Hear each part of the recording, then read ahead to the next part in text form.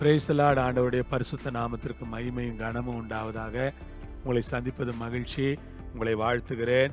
அப்போஸ்தலனாகிய பேதுரு எழுதின முதலாவது நிருபம் 1ஆம் அதிகாரம் 7வது வசனம். அழிந்து போகிற பொன் அக்கினியினாலே சோதிக்கப்படும், அதை பார்க்கிலும் அதிக விலையேற பெற்றதாக இருக்கிற உங்கள் விசுவாசம் சோதிக்கப்பட்டு இயேசு கிறிஸ்து வெளிப்படும் போது உங்களுக்கு புகழ்ச்சியும் கனமும் மகிமையும் உண்டாக காணப்படும். ஆம் சகோதர சகோதரிகளே, அழிந்து போகிற பொன் அக்கினியினாலே சோதிக்கப்படும். எல்லாவற்றுக்கும் ஒரு டெஸ்ட் இருக்கிறது. பொன்னை பரிசோதித்து டெஸ்ட் பண்ணி அந்த அக்கினி களத்திலே அது காய்ந்து உருகி அதற்கு பிறகு அதில் இருக்கிற அழுக்குகளை எல்லாம் அகற்றி சுத்தமாக்கி அதற்கு பிறகுதான் அந்த பொன் ஆபரணங்களை செய்கிறார்கள். அப்படி அந்த அழிந்து போகிற அந்த பொன் அக்கினியினால் சோதிக்கப்படுகிறது.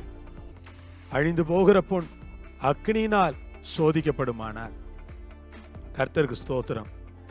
அழிந்து போகிற பொன் அக்கினியினால் சோதிக்கப்படுமானால் அதை பார்க்கிலும் அதிக விலையேற பெற்றதாக இருக்கிற உங்கள் விசுவாசம், அதை பார்க்கிலும் அதிக விலை மதிப்புள்ள விசுவாசம், பொன்னை விட விலை மதிப்பு நிறைந்த விசுவாசம், பொன்னை விட உயர்ந்த விசுவாசம், தங்கத்தை காட்டிலும் நம்முடைய விசுவாசம் பெரியது என்று நான் நம்புகிறேன்.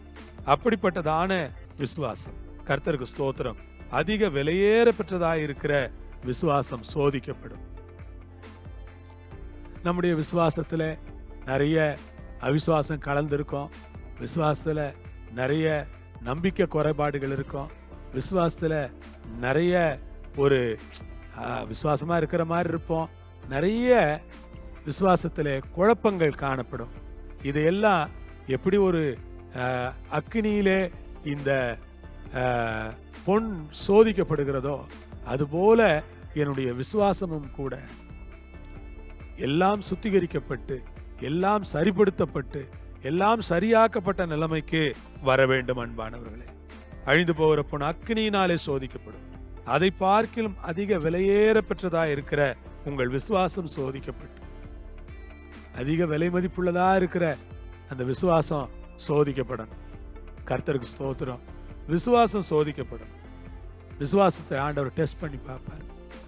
எல்லா தேவையில்லாதெல்லாம் அகற்றணும்னா ஒரு விசுவாசம் வரணும். அன்னைக்கு ஆண்டவர் மார்த்தாளுடைய விசுவாசத்தை எப்படி வெளியே கொண்டு வந்திருப்பாருன்னா, அவ என்னென்னவோ எதிர்மறையா பேசினா, ஆனா கர்த்தர் செஞ்சதை பார்த்த பிறகு அவளுக்கு ஒரு விசுவாசம் வந்திருக்கு. இனிமேல் இப்படி பேசக்கூடாது, இனிமேல் இப்படி எல்லாம் நாம சிந்திக்க கூடாது, இனிமேல் இப்படி எல்லாம் நம்ம யோசிக்க கூடாது அப்படின்னு அவ நினைச்சிருப்பா. கர்த்தருக்கு ஸ்தோத்திரம். இயேசு கிறிஸ்து வெளிப்படும் போது உங்களுக்கு புகழ்ச்சியும் கனமும் மகிமையும் உண்டாக காணப்படும். இயேசு கிறிஸ்து வெளிப்படுவார்.